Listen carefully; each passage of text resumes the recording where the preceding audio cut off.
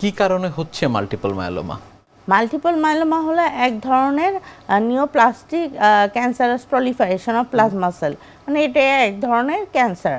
হ্যাঁ, মানে ব্লাডের একটি ক্যান্সার, যেটা বিভিন্ন ধরনের কজের মধ্যে কমন কজ হলো জেনেটিক কজও আছে, আবার আয়োনাইজিং রেডিয়েশন, তারপরে chemical radiation, chemical exposure.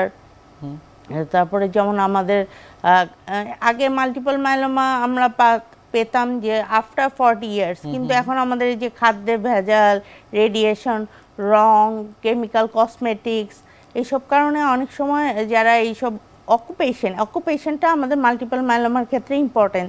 Ionising radiation, তারপরে কসমেটিক, শু, তারপরে রঙের কারখানায় যারা কাজ করে, তাদের কিন্তু এই রোগটি হলো বেশি হয়। ম্যাডাম, কখন চিকিৎসকের শরণাপন্ন হবেন রোগীরা?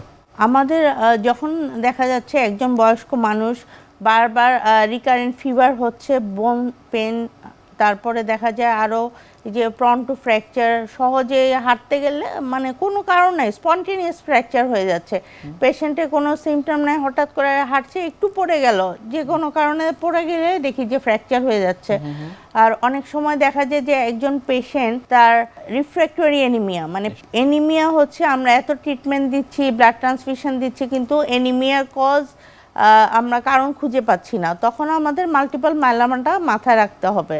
আর রেনাল ফেইলিয়ার, আমরা অনেক পেশেন্ট পাই যে রেনাল ফেইলিয়ার, বোন পেন, অ্যানিমিয়া, কিন্তু মাল্টিপল মায়োলোমা কজটাও তখন আমাদের এক্সক্লুড করতে হবে। আর দেখা যায় যে অনেক দিন ধরে অনেক পেশেন্টের ব্যাক পেন, কিন্তু আমরা কোনো কারণ খুঁজে পাচ্ছি না, তখন আমাদের একটা ডিফারেনশিয়াল ডায়াগনোসিস হিসেবে মাল্টিপল মায়োলোমা আসবে। পুরুষ এবং নারী কাদের মধ্যে মাল্টিপল মায়োলোমা বেশি দেখা যায়? মাল্টিপল মায়োলোমা মেনলি পুরুষদের ক্ষেত্রে বেশি দেখা যায়, কিন্তু ফিমেলদেরও হয়, যে হয় না তা না, কিন্তু মেল প্রিডমিনেন্স। চিকিৎসকের শরণাপন্ন হবার পর কি কি পরীক্ষা নিরীক্ষার মাধ্যমে নিশ্চিত করেন যে তার মাল্টিপল মায়োলোমা হয়েছে? মাল্টিপল মায়োলোমা যে কোনো একজন ডক্টর বা জিপি প্র্যাকটিশনার যদি এই এজে আমাদের ফার্স্টে সিবিসি দেখব, কমপ্লিট ব্লাড কাউন্টের মধ্যে যখন দেখব হিমোগ্লোবিন কম কিন্তু হাই ইএসআর এর ডিডির মধ্যে কিন্তু মাল্টিপল মায়োলোমা আছে। এখন আমাদের যখন হিমোগ্লোবিন কম, হাই ইএসআর, তখনই আমাদের মাথায় আসবে যে এটি মাল্টিপল মায়োলোমা হতে পারে।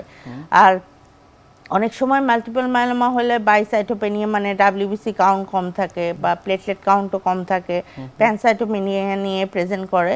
আর পেরিফেরাল ব্লাড ফিল্মে দেখা যায় যে ওই excessive proliferation of plasma cells, অনেক সময় দেখা যায় যে সিবিসিতেও পাওয়া যায় যে প্লাজমা সেল সিবিসিতে চলে আসে।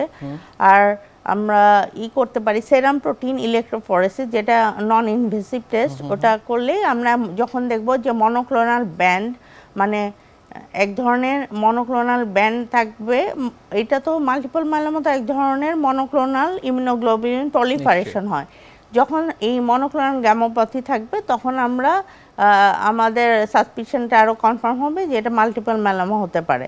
তখন আমরা ক্লোনালিটি প্রুভ করার জন্য বোন ম্যারো এক্সামিনেশন, এর সাথে ক্লোনালিটি প্রুভ করার জন্য আমরা ফ্লো সাইটোমেট্রি করি, তারপরে লাইট চেন এসে, আর বিভিন্ন ধরনের প্রগনোসিস দেখার জন্য আমরা সাইটোজেনেটিক্স আরও বিভিন্ন বায়োকেমিক্যাল টেস্ট করে থাকি।